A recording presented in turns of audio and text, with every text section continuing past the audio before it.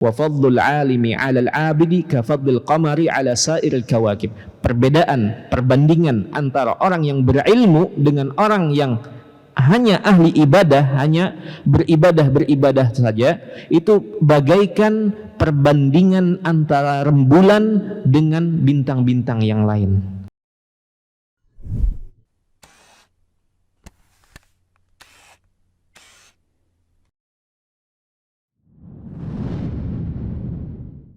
Bismillahirrahmanirrahim. Assalamualaikum warahmatullahi wabarakatuh. Alhamdulillahilladzi arsala rasulahu bil huda wa dinil haqq liyudhhirahu 'alad dini kullihi wa kafa bihi shahida. Asyhadu an la ilaha illallah wahdahu la syarika lah wa asyhadu anna Muhammadan 'abduhu wa rasuluh. Ya ayyuhalladzina amanu taqullaha haqqa tuqatih wa la tamutunna illa wa antum muslimun. Amma ba'd.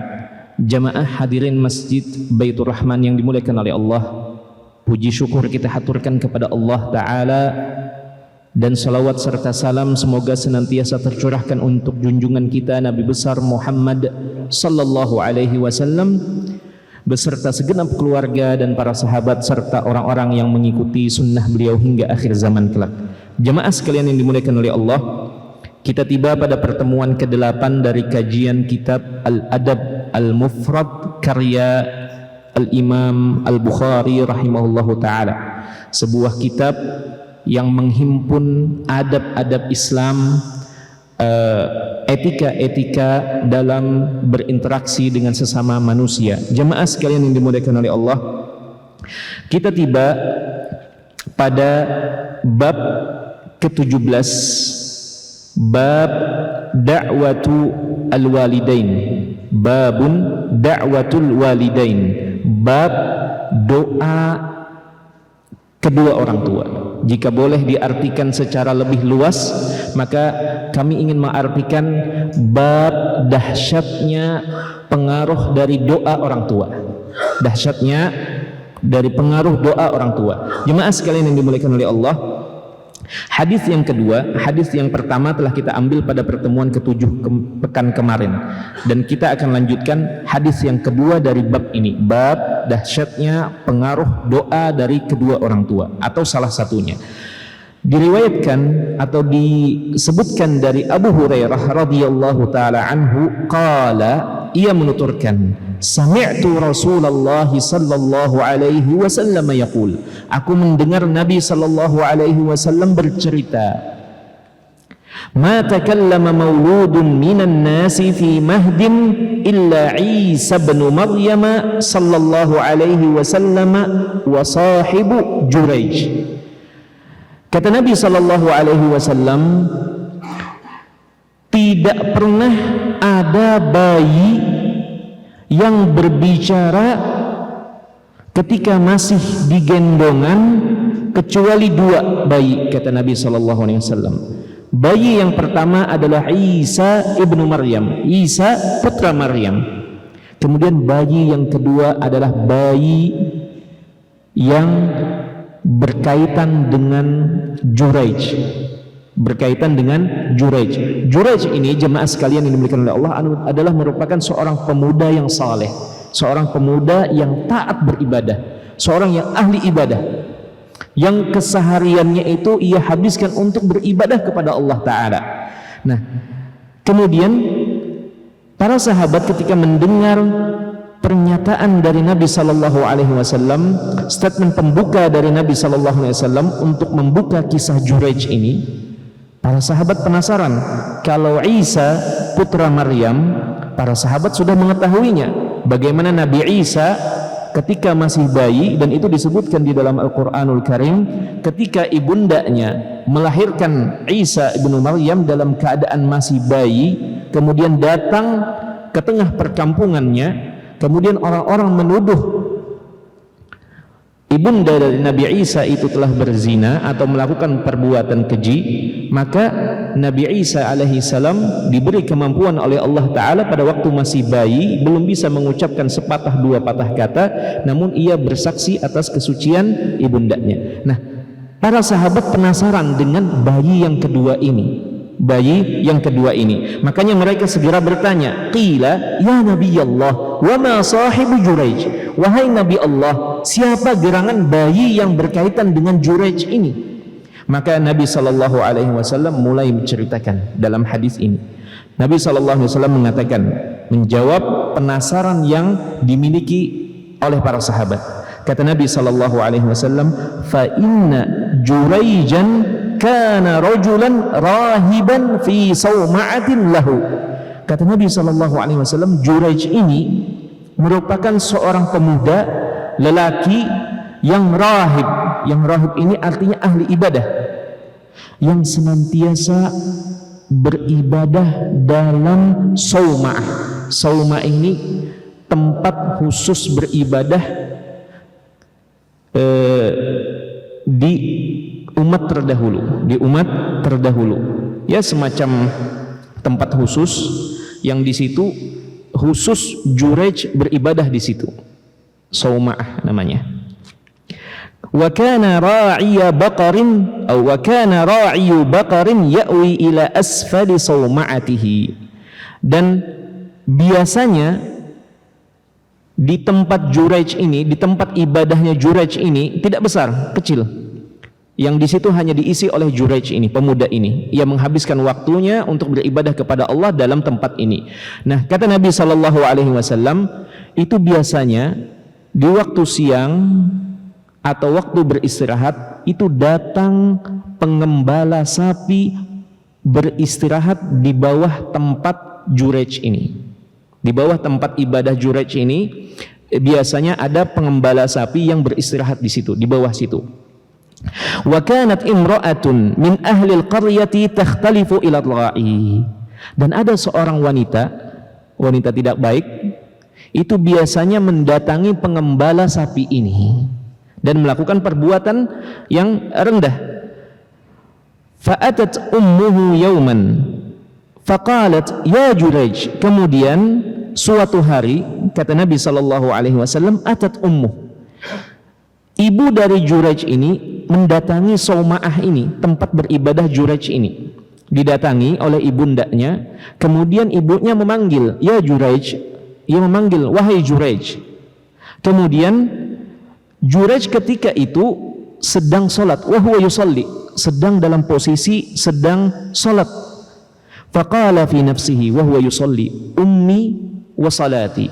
Kemudian ia dalam posisi sedang salat ini mendengar panggilan dari ibunya, ia bingung. Kemudian ia berkata dalam hati, ya Allah, ummi wa salati, ibuku atau salatku nih, mana yang ku dahulukan, mana yang ku prioritaskan? Ia bingung. Kemudian fara'a ayyu'thira salatahu, akhirnya ia lebih memilih untuk melanjutkan salatnya. Tidak dijawab panggilan ibunya. Kemudian thumma sarahat bihi tsaniyata. Kemudian ibunya ini begitu tidak mendengar jawaban dari putranya, ia memanggil kembali untuk kedua kalinya. Faqala fi nafsihi ummi wa salati. Kemudian Juraij setelah memutuskan untuk melanjutkan salatnya, mendengar kembali panggilan yang kedua dari ibunya, dan ia lagi-lagi bingung antara salatnya atau memenuhi atau menjawab panggilan ibunya. Akhirnya ia memutuskan untuk meneruskan salatnya. Ia merasa salatnya lebih penting. Maka kemudian fara'a ayyu'sira salatahu, ia lebih memilih untuk melanjutkan salatnya. Summa sarahat bihi tsalisah. Kemudian ibunya ini memanggil untuk yang ketiga kalinya karena tahu anaknya lagi di dalam. Faqala ummi wa salati. Kemudian Juraij masih bimbang, sampai yang ketiga ini masih bimbang antara dihadapkan dua pilihan penting, memenuhi jawaban atau menjawab panggilan ibunya atau melanjutkan salat untuk beribadah kepada Tuhannya. Fara'a ayyu'thira salatahu, lagi-lagi ia memutuskan memilih untuk meneruskan salatnya. Falamma lam yujibha. Nah, ini mulai akar masalahnya, mulai ujian atau awal pemantik ujian yang menimpa Juraij, pemuda saleh ini, pemuda yang ahli ibadah ini. Falamma lam yujibha, ketika Juraij masih tidak bergeming untuk menjawab panggilan ibunya, qalat la amatakallah ya Juraij. Ibunya mengeluarkan perkataan yang perkataan itu menjadi doa. Doanya bukan doa baik, tapi doa keburukan. Karena mungkin sebagai seorang ibu kesal, sudah manggil 3 kali, mungkin ada hajat, ada kebutuhan kepada putranya, mungkin untuk keperluan rumah atau sebagainya, ia membutuhkan putranya, 3 kali memanggil, tidak dijawab oleh putranya, dan putranya lebih memilih untuk meneruskan sholatnya. Maka sang ibu mengatakan, la amatakallah ya Juraij, semoga Allah tidak mematikanmu wahai Juraij, tidak mewafatkanmu wahai Juraij, hatta tanzura fi wajhil mumisat, sampai engkau melihat dan bertemu wajah-wajah mumisat. Mumisat ini adalah wanita tuna susila. Wanita tuna susila yang berbuat sesuatu yang tidak pantas. Thumman sarafat, kemudian setelah mengeluarkan kata-kata ini, ibunya akhirnya pergi dalam keadaan dongkol atau kesal. Fa utiyal maliku bitilkal mar'ati waladat. Kemudian selang beberapa waktu dari kejadian tersebut, dari hari tersebut, hari di mana Juraij lebih memilih untuk melanjutkan salat beribadah kepada Tuhannya daripada menjawab panggilan ibunya. Kemudian setelah berlalu beberapa waktu, fa utiyal maliku bitilkal mar'ati waladat. Kemudian raja atau penguasa daerah tersebut mendapati atau mendapatkan kasus di mana ada seorang wanita pezina melahirkan anak, melahirkan bayinya. Kemudian orang-orang membawa wanita ini ke hadapan raja pada waktu itu untuk diinterogasi, siapa bapak dari bayi ini. Dan wanita ini, wanita yang pezina ini, ia merupakan wanita yang sebelumnya seringkali datang ke tempat beribadahnya Juraij, tetapi bukan datang ke Juraijnya, tapi datang ke pengembala sapi tadi. Nah, kemudian faqala mimman, kemudian wanita ini ditanya sama raja pada waktu itu, mimman, dari siapa? Anak ini hasil hubunganmu dengan siapa? Kemudian ia mengatakan, min Juraij, dari hasil hubunganku dengan Juraij. Ia berbohong, tetapi khalayak ramai pada waktu itu tidak mengetahui kebenarannya kecuali dari persaksian wanita tersebut. Qala asahibus sauma'ah, sampai sang raja pun bingung atau heran, terkejut. Asahibus sauma'ah, apakah Juraij pemilik sauma'ah itu, tempat ibadah khusus yang ia bangun untuk dirinya sendiri untuk beribadah tersebut? Qalat na'am, wanita ini dengan entengnya mengatakan iya. Ini anak ini, bayi ini hasil hubunganku dengan Juraij, ahli ibadah itu. Qala ihdimu sauma'atahu wa'tuni bihi. Kemudian setelah kagetnya belum hilang, raja ini memutuskan perkara bahwasanya segera hancurkan tempat ibadah Juraij ini dan datang atau tangkap si Juraij dan hadirkan ke hadapanku, kata raja. Fadarabu sauma'atahu bil fu'usi hatta waqa'at. Kemudian kata Nabi sallallahu alaihi wasallam, orang-orang pun datang berbondong-bondong dan merobohkan sauma'ah, merobohkan tempat ibadah Juraij ini dengan kapak-kapak mereka sampai rata dengan tanah. Faja'alu yadahu ila unuqihi bihablin. Kemudian kata Nabi sallallahu alaihi wasallam, orang-orang meletakkan tangan Juraij di atas pundak atau di atas leher bagian belakangnya dan diikat sebagai seorang tersangka.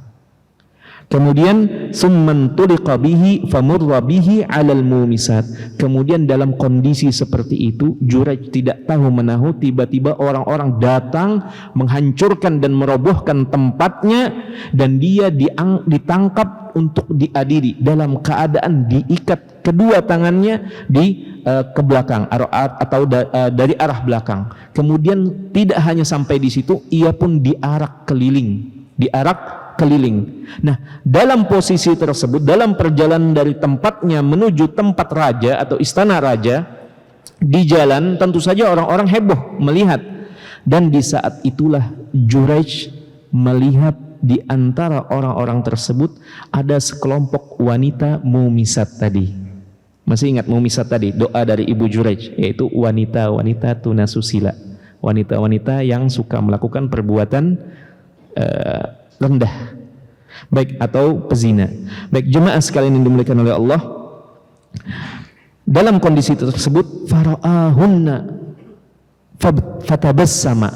Ketika Juraij dalam kondisi diikat dan diarak keliling kampung, ia melihat di antara orang-orang yang menyaksikan dirinya, ia pun melihat mumisat tadi, dan ia pun kemudian begitu melihat langsung tabassama, tersenyum ketika melihat wanita atau wajah-wajah wanita ini, padahal dia dalam posisi hendak diadili. Ia justru malah tersenyum ketika melihat wajah-wajah wanita-wanita tunasusila atau pezina.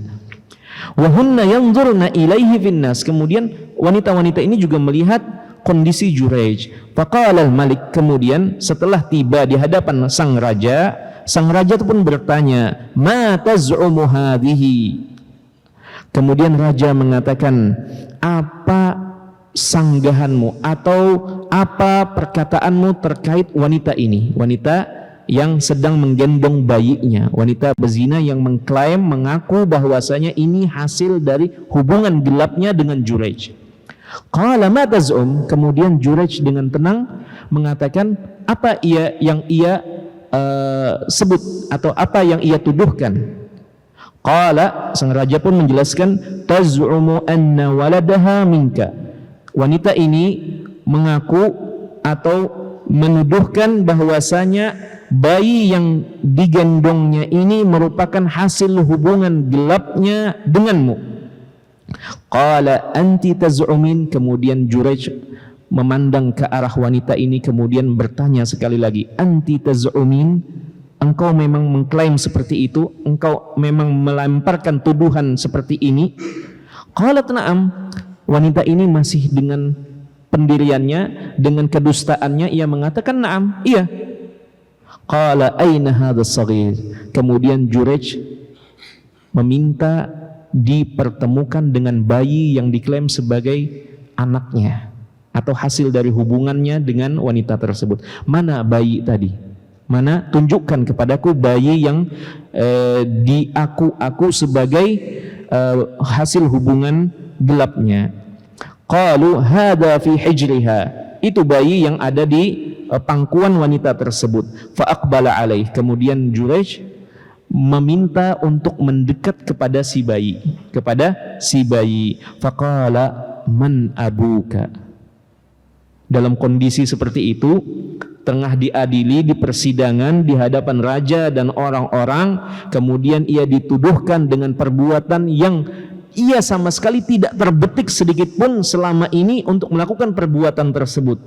Namun ia masih dengan tenangnya justru bertanya kepada si bayi yang baru lahir, mengucapkan satu patah kata pun tidak bisa. Tetapi ia dengan tenangnya justru menanyakan pertanyaan ini kepada si bayi. Kemudian kata Nabi SAW, faqala man abuka. Juraij ini bertanya kepada bayi, jabang bayi tersebut, man abuka, siapa bapakmu? Qala ra'il bakar. Subhanallah, begitu ditanya, yang bayi yang memang normalnya tidak bisa mengucapkan sepatah kata apalagi menjawab pertanyaan, tiba-tiba bisa menjawab dan mengeluarkan jawaban bahwasanya bapak kandungnya adalah pengembala sapi. adalah pengembala sapi. Nah, jemaah sekalian yang dimuliakan oleh Allah, qalal malik, kemudian raja dan orang-orang yang melihat sesuatu yang ganjil, sesuatu yang tidak biasa, di mana ada bayi bisa bicara dan menjawab pertanyaan yang dilontarkan oleh Juraij, mereka menyadari bahwasanya tidak mungkin, bahwasanya hal ini atau bayi ini begitu saja menjawab pertanyaan, melainkan ini ada campur tangan dari kekuasaan Allah Ta'ala untuk memberikan kebenaran dan pertolongan kepada Juraij. Maka sang raja pun, kata Nabi SAW, mengatakan kepada Juraij, anaj'alu sawma'ataka min zahab. Ia mengatakan, apakah engkau wahai Juraij mau kami bangunkan kembali sawma'ahmu, tempat ibadahmu, dari emas, dari emas. Karena sebagai bentuk rasa penyesalan dari sang raja dan orang-orang karena telah merobohkan, meratakan dengan tanah sawma'ahnya. Kemudian Juraij mengatakan, la, enggak perlu. Qala min fiddah, baik kalau tidak mau dari emas, dari perak, dibangun mulai dari dasarnya sampai atapnya dibangun dari perak. Qala la, tidak.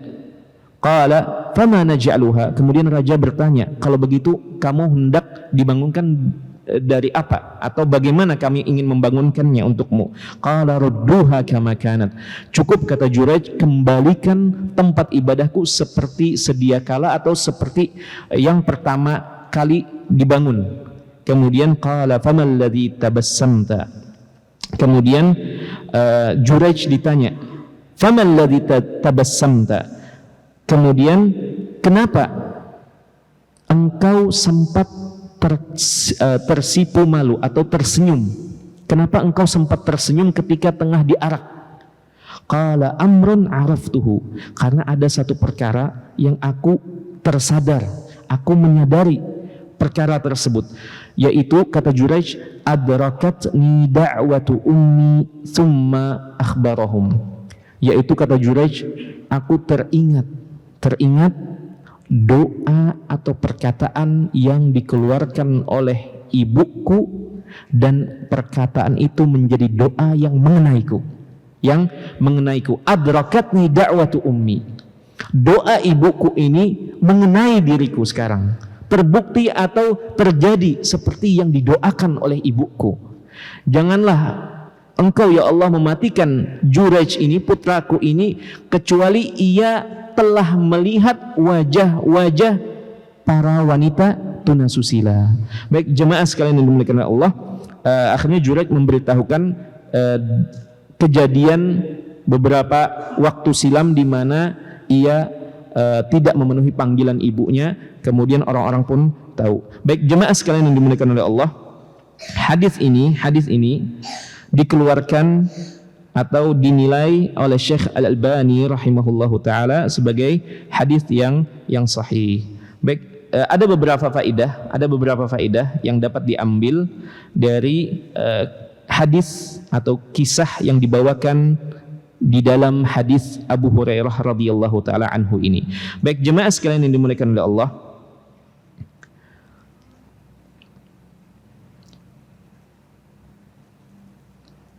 ada nukilan menarik dari Ibnu Hajar Al-Asqalani rahimahullahu taala di dalam Fathul Bari, karena hadis ini juga dikeluarkan oleh Imam Bukhari dalam Sahih Bukhari. Jadi di samping beliau mengeluarkan dalam Adabul Mufrad kisah ini, beliau juga mengeluarkan di dalam Sahih Bukhari-nya. Kemudian Sahih Bukhari ini tentu saja disyarah oleh ulama di abad ke-8 Ibnu Hajar Al-Asqalani rahimahullahu taala, kemudian dinamakan dengan Fathul Bari. Nah, beliau mengomentari bahwasanya kalau seandainya Juraij ini merupakan orang yang berilmu, memiliki ilmu, maka tentunya ia akan dapat memilih antara menjawab seruan ibunya dengan meneruskan salatnya,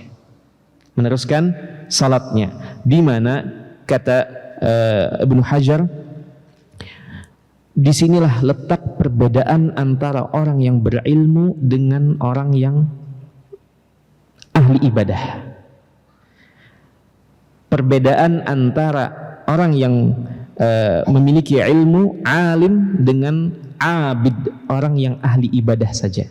Itu jauh perbedaannya. Sebagaimana dalam hadis yang lain Nabi Shallallahu Alaihi Wasallam menceritakan atau memberikan gambaran wa fadlul alimi 'alal 'abidi ka fadlil qamari 'ala sa'iril kawakib.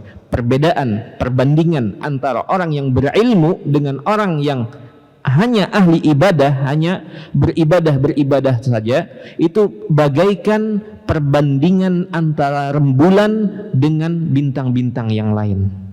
Tentu saja di sini menunjukkan bahwasanya orang yang berilmu tentu saja lebih tinggi derajatnya di sisi Allah Ta'ala daripada orang yang hanya sekedar beribadah saja tanpa memiliki bekal ilmu yang cukup atau menjadi seorang yang alim. Di mana di sini salah satunya kasusnya adalah Juraij ini, ia tidak bisa menentukan pilihan antara menjawab panggilan ibunya dengan meneruskan sholatnya. Nah, para ulama menjelaskan bahwasanya kalau seandainya Juraij ini merupakan orang yang alim, yang paham ilmu, maka tentunya harusnya ia memutuskan untuk memilih untuk menjawab panggilan ibunya. Kenapa?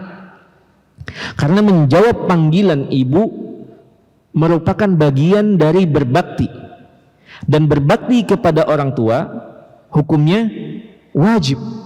Adapun sholat yang dilaksanakan itu adalah sholat sunnah, sholat yang mustahabbah, yang tidak wajib. Maka ketika dua hal dihadapkan dan kita tidak bisa menggabungkan, hanya memutuskan salah satunya antara yang wajib dengan yang sunnah, maka yang didahulukan tentunya adalah yang wajib, yang wajib.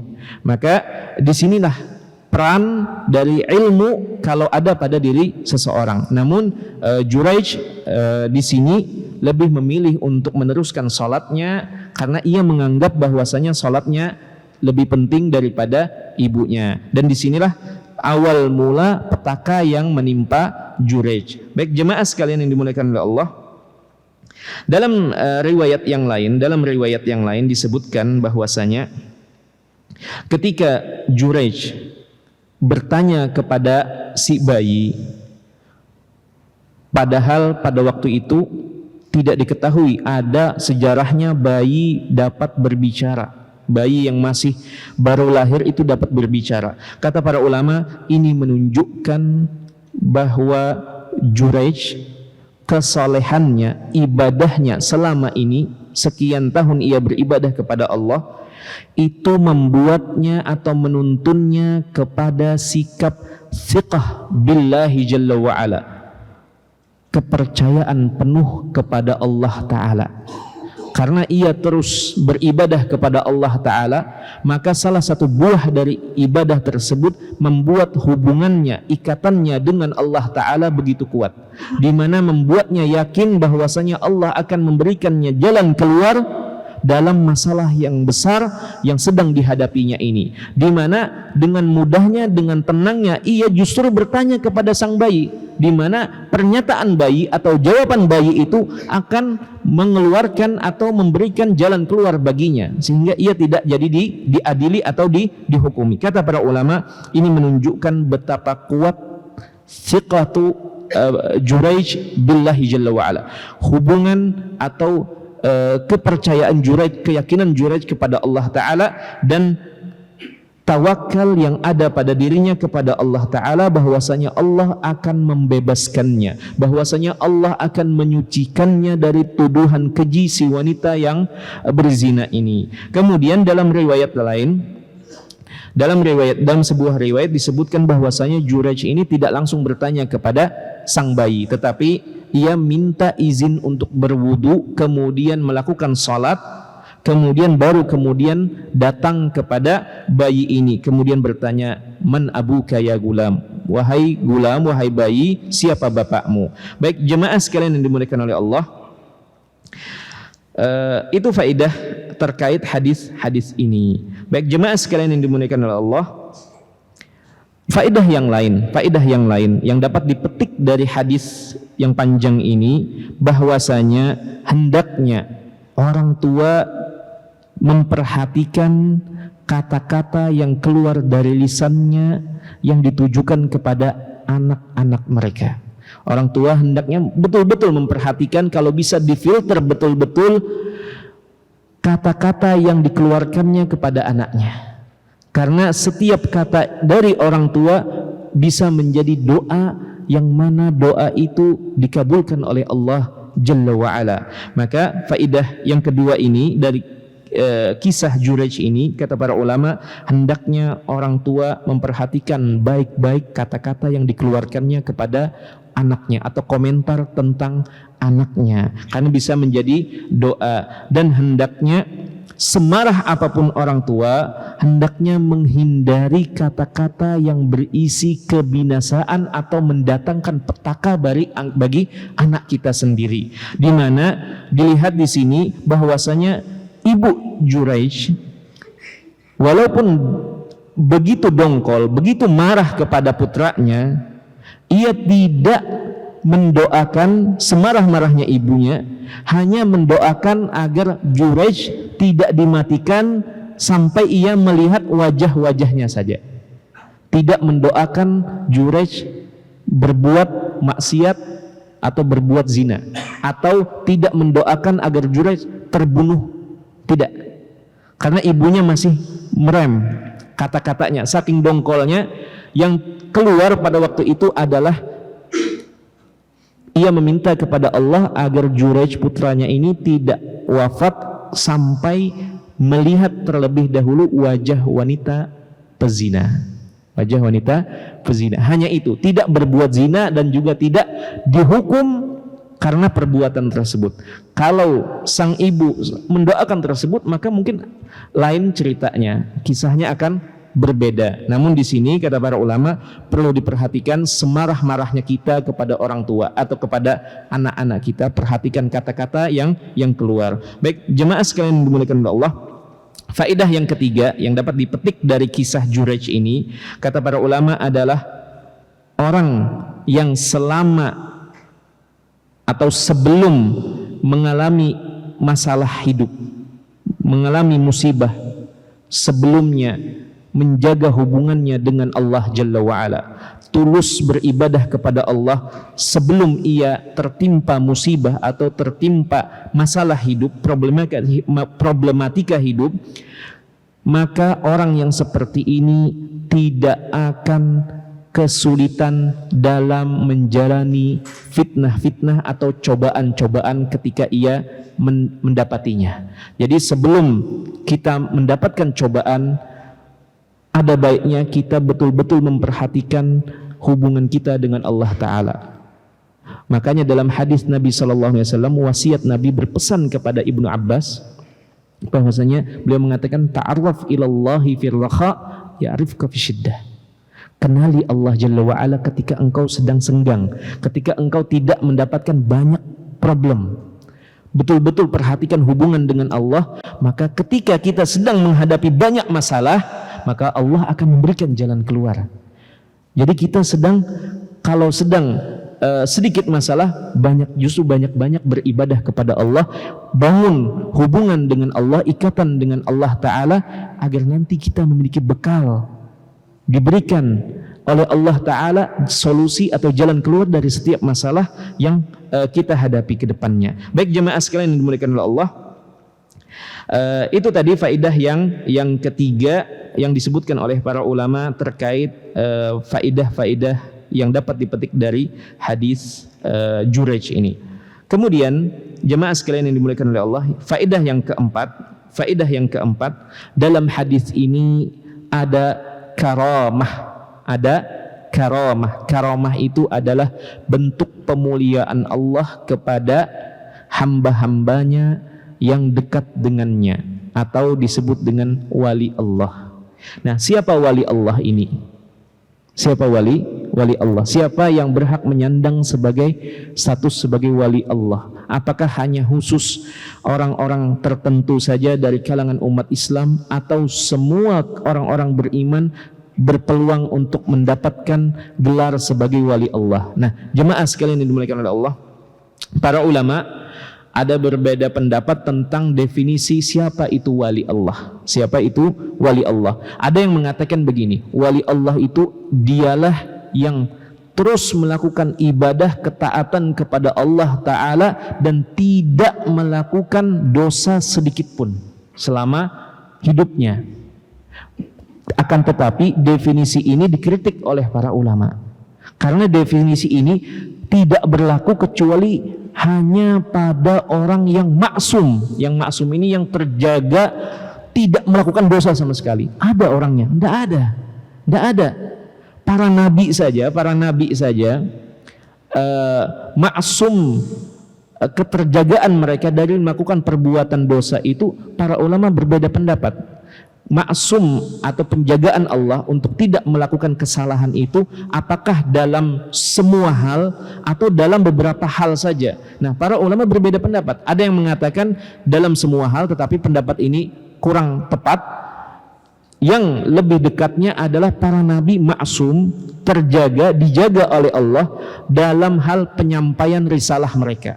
Jadi apa saja yang mereka sampaikan dari bagian dari agama itu terjamin kemurnian dan keterjagaannya dari kesalahan atau kekeliruan penyampaian. Itu yang pertama. Kemudian dari dosa-dosa besar dan kesyirikan, para nabi semuanya terjaga oleh Allah dari melakukan hal ini. Kemudian dosa-dosa kecil, nah ini yang diperdebatkan atau diperselisihkan oleh para ulama. Apakah para nabi terjaga dari dosa-dosa kecil juga, ataukah yang sisi ini tidak terjaga? Nah, yang lebih dekat adalah para nabi tidak terjaga dalam melakukan dosa-dosa kecil. Dosa-dosa kecil, yang kecil-kecil saja. Seperti Nabi Musa secara tidak sengaja menempeleng kemudian meninggal. Itu bukan dosa besar. Membunuh dosa besar, tetapi Nabi Musa tidak berniat untuk membunuh, hanya menempeleng, dan menempeleng itu tiba-tiba orangnya meninggal. Itu tidak diniatkan sama Nabi Musa alaihissalam, dan itu termasuk kesalahan kecil karena niatnya bukan untuk membunuh. Ada yang meninggal atau ada yang dapat membunuh dengan tempelengan, sekali tempeleng langsung membunuh. Tidak ada. Demikian pula Nabi Adam alaihissalam, kemudian Nabi Nuh alaihissalam ketika berdoa kepada Allah, ya Allah, ketika anaknya yang satu tidak mau ikut ke perahu, padahal Nabi Nuh sudah mengajaknya.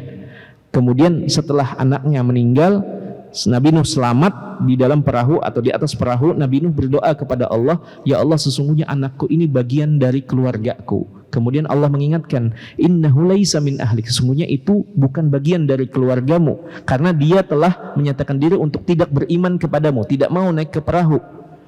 Nah, itu diingat oleh Nabi Nuh di padang mahsyar sebagai bagian dari kesalahannya.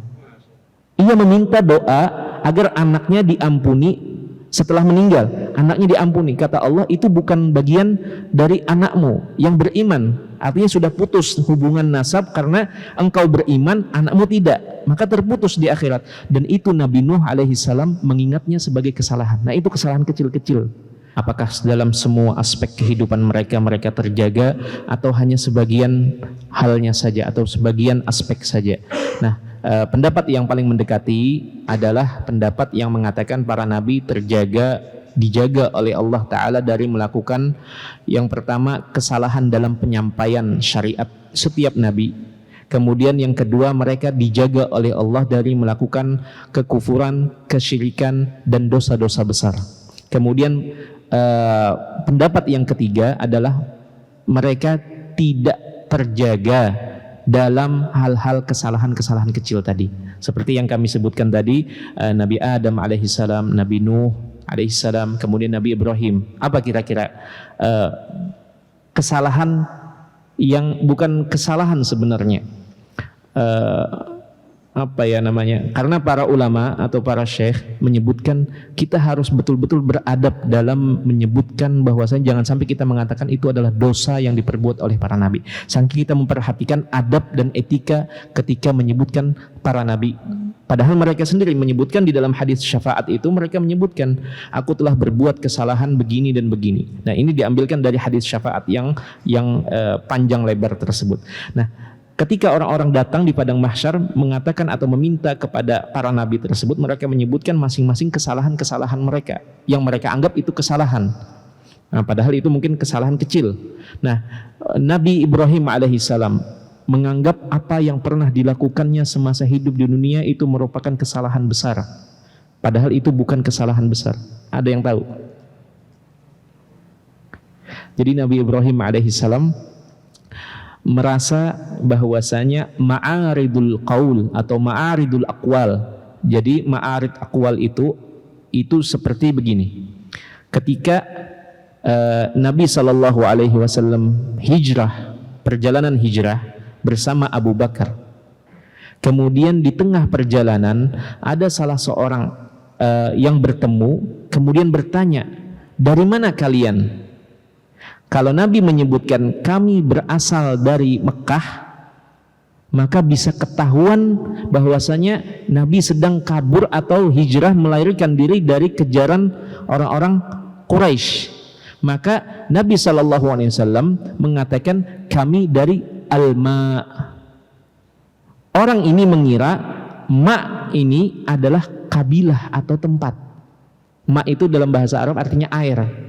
Kami dari minal ma, kata Nabi SAW. Orang yang bertanya ini mengira Rasul dan sahabatnya, Abu Bakar waktu itu diam, mengira Nabi SAW bukan dari Mekah tetapi dari suku Ma atau dari daerah Ma. Kemudian dibiarkan berlalu. Nah kemudian Abu Bakar bertanya, "Ya Rasulullah, apa maksudnya air ini?"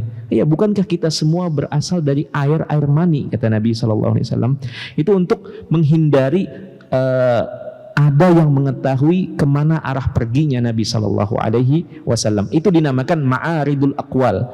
Kita mengatakan sesuatu yang kita inginkan adalah makna yang jauh, tetapi orang mengira adalah makna yang biasanya, yang normalnya. Nah, itu yang dilakukan oleh Nabi Ibrahim alaihissalam. Nabi Ibrahim pernah menyebutkan beliau melakukan 3 kali ma'aridul aqwal ini.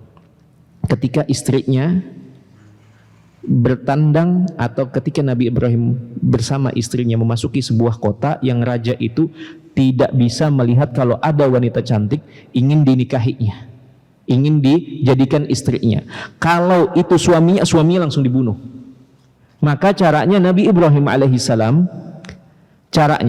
mengatakan kepada istrinya, kalau engkau ditanya, katakan aku saudaramu. Dan ketika Nabi Ibrahim ditanya juga, beliau mengatakan itu saudariku. Agar apa? Agar tidak dibunuh. Kemudian Nabi Ibrahim alaihissalam mengatakan bahwasanya karena di waktu itu tidak ada yang memeluk Islam dengan makna yang umum kecuali dia dan istrinya saja. Dan mereka adalah saudara seiman atau seislam. Nah itu maknanya sebenarnya itu bukan bohong, tetapi maknanya makna yang jauh, tetapi yang dipahami adalah makna yang biasanya, yang normalnya. Nah Nabi Ibrahim menganggap itu adalah kedustaan yang beliau lakukan. Makanya ketika diminta beliau menolak, diminta untuk memberikan syafaat yang paling besar, beliau menolak. Aku bukan orang yang pantas untuk melakukan ini karena aku pernah melakukan kesalahan. Nah ini kesalahan sebenarnya kesalahan yang bisa dibilang kesalahan kecil atau tidak dihitung sebagai dosa. Makanya para ulama menyebutkan kita berhati-hati menyebut bahwasanya para nabi melakukan dosa. Bisa katakan dengan kesalahan atau kesalahan kecil. Baik jemaah sekalian yang dimuliakan Allah, kembali sedikit terkait masalah wali, definisi wali. Nah ini yang kadang sebagian orang memahami bahwasanya wali itu orangnya khusus seperti ini, seperti itu. Sebenarnya jemaah sekalian yang dimuliakan Allah, definisi yang paling tepat adalah definisi yang Allah sebutkan di dalam Al-Quranul Karim. Ala inna awliya Allahi la khawfun alaihim wa la hum yahzanun. Bukankah wali-wali Allah ini adalah orang-orang yang tidak memiliki rasa takut dan tidak kesedihan menghampiri mereka? Siapa mereka? Alladzina amanu wa kanu yattaqun. Mereka lah orang-orang yang beriman dan mereka bertakwa. Jadi siapa saja di kalangan umat Islam yang mereka memiliki keimanan dan ketakwaan, maka dialah wali-wali Allah Jalla wa Ala. Karena wali itu sendiri berasal dari kata wilayah. Wilayah itu dalam bahasa Arab artinya kedekatan. Dari wala. Jadi semakin kita meningkatkan keimanan, membesarkan ketakwaan kita, maka semakin dicintai oleh Allah Ta'ala. Makanya ada pembahasan dalam masalah akidah namanya akidah wala dan bara.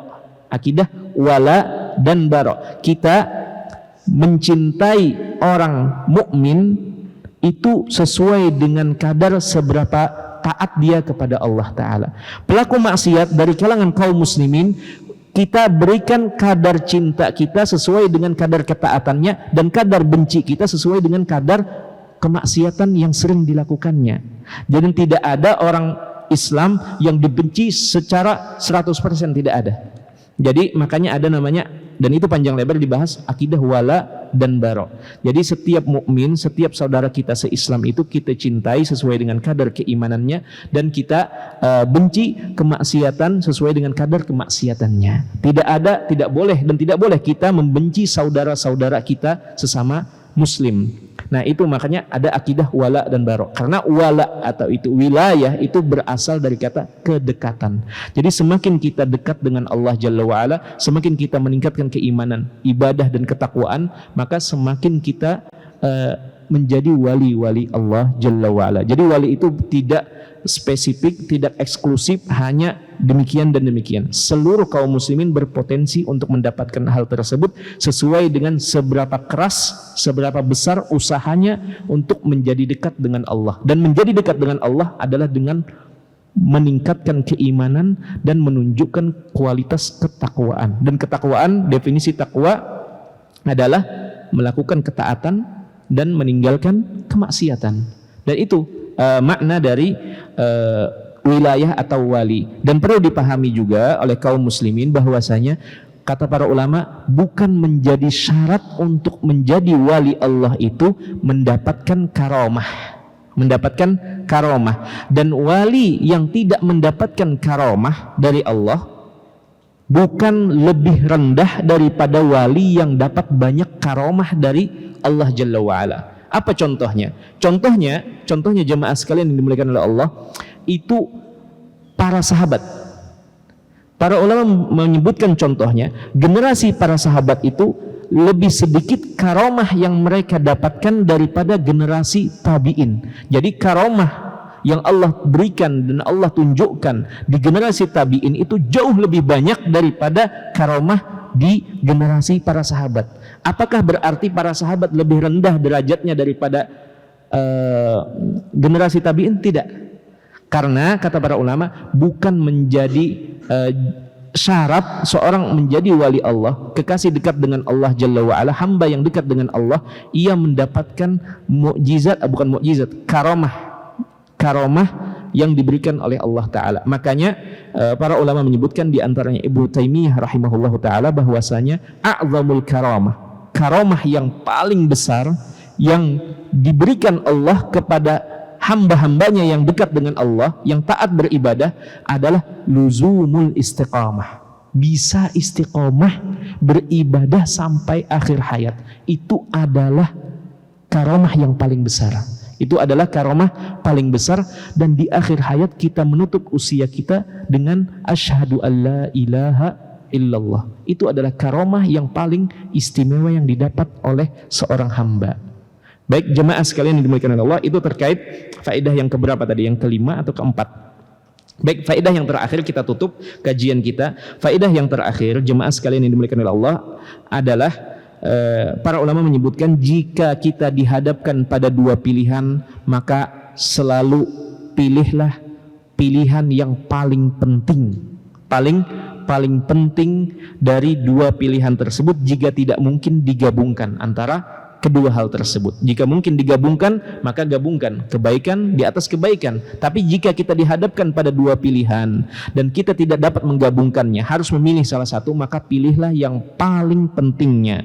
Dan jemaah sekalian dimuliakan oleh Allah, para ulama menyebutkan, ketika kita sudah memilih, maka percayalah, kehilangan pilihan yang lain itu bisa jadi merupakan ujian hidup yang Allah berikan kepada kita, dan tentunya akan ada jalan keluar dari ujian hidup yang Allah berikan. Kalaupun memang pertolongan dan jalan keluar tersebut datang terlambat pada sebagian dari kita, maka ketahuilah, atau pada sebagian waktu kita belum mendapatkan pertolongan atau jalan keluar dari masalah kita, maka percayalah, kata para ulama, itu untuk semakin tahdziban, untuk semakin menyucikan jiwa kita, agar kita semakin bergantung kepada Allah, agar semakin kita meminta merengek kepada Allah Ta'ala. Dan yang kedua adalah agar semakin ditambah pahala kita dalam masa penantian pertolongan jalan keluar dari Allah atas setiap masalah hidup. Wallahu ta'ala a'lam bishawab. Itu yang dapat disampaikan pada malam hari kali ini. Mohon maaf jika ada kesalahan atau waktu yang kepanjangan. Kita berdoa kepada Allah Ta'ala, mumpung kita masih di majelis ilmu seperti ini, di mana majelis ilmu di sini berpotensi untuk mendapatkan keridhaan dari Allah Ta'ala, dinaungi ketenangan dan dihadiri oleh para malaikat. Kita berdoa kepada Allah Ta'ala agar setiap dari kita yang hadir di sini, barangkali ada yang sedang sakit, semoga Allah sembuhkan sakitnya. Barangkali ada yang sedang memiliki masalah besar, semoga Allah Ta'ala berikan atau segera berikan jalan keluar dan solusi dari masalahnya. Dan semoga setiap dari kita yang saat ini memiliki hajat kepada Allah Ta'ala, Allah segera berikan dan kabulkan hajatnya. Amin ya rabbal alamin. Dan terakhir, semoga Allah Ta'ala, sebagaimana Allah kumpulkan kita di majelis ilmu seperti ini di dunia, semoga Allah Ta'ala dengan kemahamurahannya, dengan karunia-Nya, Allah mengumpulkan kita semua di dalam surganya kelak. Amin ya rabbal alamin. Wa akhiru da'wana anil hamdulillahi rabbil alamin. Assalamualaikum warahmatullahi wabarakatuh. Terima kasih. Jazakumullah khairan wa barakallahu fikum. Video ini dibuat atas partisipasi dari donasi Anda. Semoga menjadi amal jariah bagi Anda semuanya.